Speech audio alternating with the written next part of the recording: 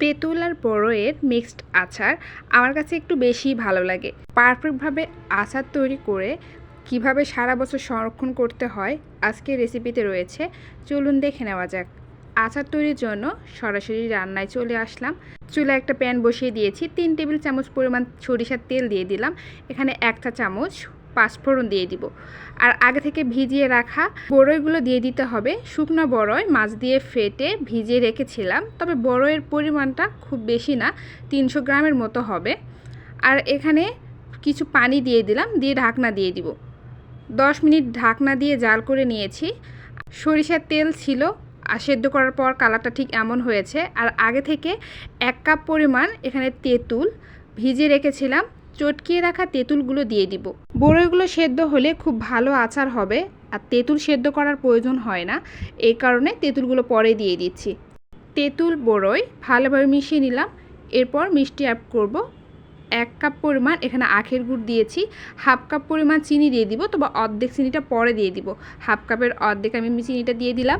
আর মিষ্টির পরিমাণটা যে যেমন খেতে পছন্দ করে না, তেঁতুলে প্রচুর টক থাকে, বড়ইও অনেক টক, সেই বুঝে মিষ্টিটা দিতে হবে।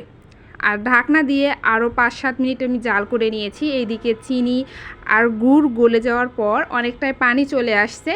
আর এখানে দিয়ে দিলাম আধা চা চামচ লবণ, লবণটা অবশ্যই স্বাদ মতো। আর যে বাকি চিনিটা ছিল সেই চিনিগুলো দিয়ে দিলাম। এখন ভালোভাবে জাল করে নিতে হবে।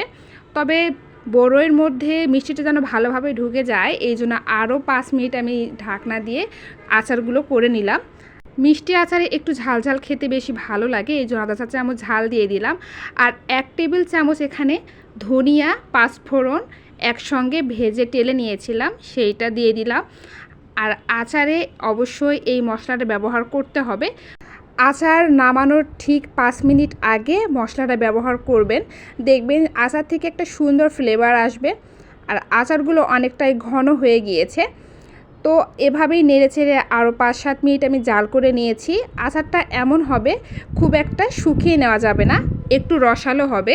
আচার দীর্ঘ সময় সংরক্ষণ করতে অনেক সময় ভিনেগার দেওয়ার ব্যবহার করি, তবে তেঁতুল আর বড়ই একসঙ্গে যদি মিক্সড আচার বানিয়ে থাকেন, দেখবেন যে নষ্ট হওয়ার কোনো ভয় নেই, এখানে ভিনেগার দেওয়ার কোনো প্রয়োজন নেই।